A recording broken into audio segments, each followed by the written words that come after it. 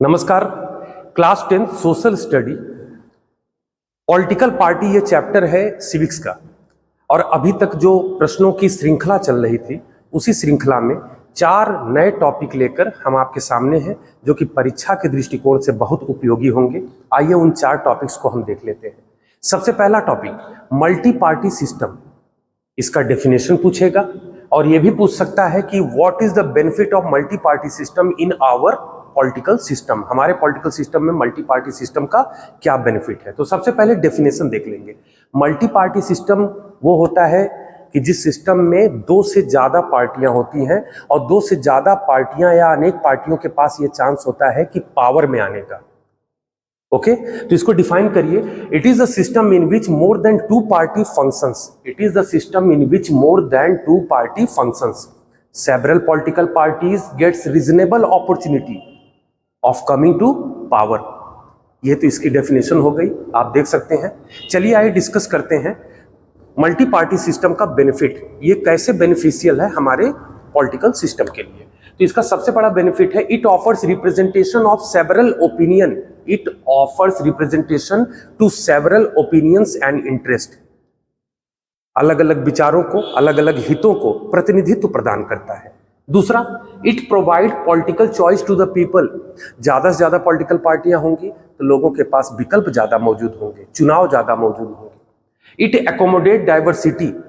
वो देश जहां पर विविधता हो, चाहे जाति के नाम पर अलग अलग लोग रह रहे हो, चाहे धर्म के नाम पर अलग अलग लोग रह रहे हो, ये जो मल्टी पार्टी सिस्टम है जिसमें अलग अलग तरह की पार्टियां हैं, वो इन लोगों को रिप्रेजेंटेशन दे सकती हैं, प्रतिनिधित्व प्रदान कर सकती हैं।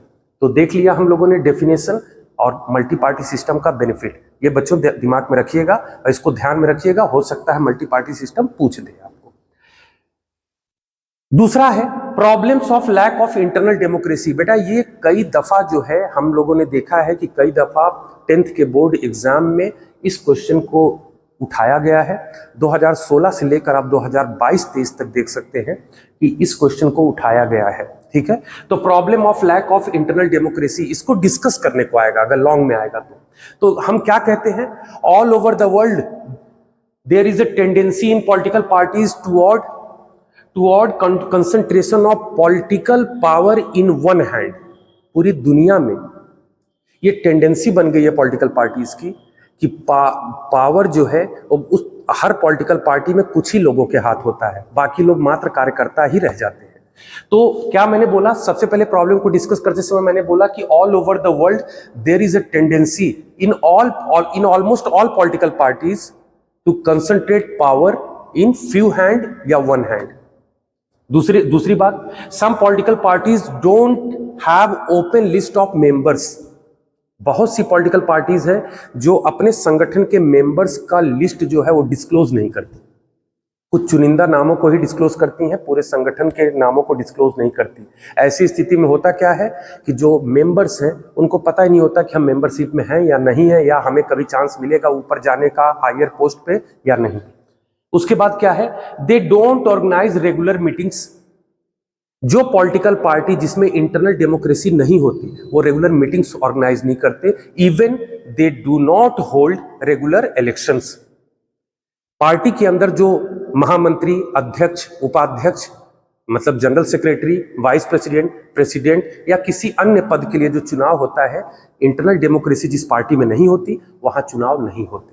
तो ये इंटरनल डेमोक्रेसी की प्रॉब्लम डेमोक्रेटिक पार्टीज में देखने को मिली हैं। आज की डेट में पॉलिटिकल पार्टी सिस्टम में एक बहुत बड़ा ड्रॉबैक है। आइए चलिए हम डिस्कस करते हैं dynastic succession as a problem in political system, in current political system.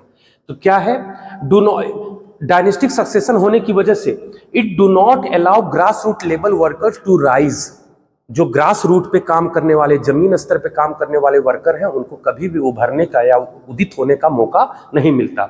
दूसरा है 50% of MP who are sitting in parliament today either they belong to a family of powerful politician, या वो किसी बड़े पॉलिटिशियन के relative हैं, close relative. तो 50% of MP entered in politics with family connection. Dynastic succession की है दूसरी बात। तीसरी बात, dynastic succession is due to lack of internal democracy. Internal democracy मतलब आंतरिक लोकतंत्र पार्टी में नहीं है, इसीलिए डायनेस्टिक सक्सेशन जैसी चीजें हैं, लोग अपने रिलेटिव्स को, अपने क्लोज वंस को फायदा पहुंचा रहे हैं। उसके बाद क्या है, people who are at top level provides favour to their close ones. अभी अभी मैंने आपसे बताया कि जो लोग किसी पॉलिटिकल पार्टी में बड़े पद पर हैं वो हमेशा अपने क्लोज वंस को फायदा पहुंचाते हैं। तो ये थर्ड पॉइंट रहा। आइए हम देख लेते हैं फोर्थ पॉइंट। इसको भी छोटे प्रश्न के क्रम में पूछा गया है पुराने परीक्षाओं में, तो उसी हिसाब से हमने यहां पर इसको नोट डाउन किया है और आप भी इसे ध्यान देंगे।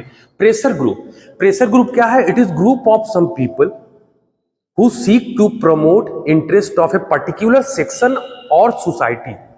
ठीक है, ये लोगों का वो समूह है जो किसी खास वर्ग या किसी खास वजह से जो है लोगों के हितों की बात करता है, अपने किसी खास वर्ग या किसी खास सेक्शन के हितों की बात करता है, इसे हम प्रेशर ग्रुप कहते हैं। अब ये दो तरह का ग्रुप हो सकता है। पहला है सेक्शनल ग्रुप, मतलब कि किसी खास सेक्शन से बिलोंग करने वाला, किसी खास सेक्शन की बात करने वाला ग्रुप है। और दूसरा हो गया पब्लिक इंटरेस्ट ग्रुप, वो ग्रुप जो जनहित की बात करता हो, लोगों की बात करता हो। तो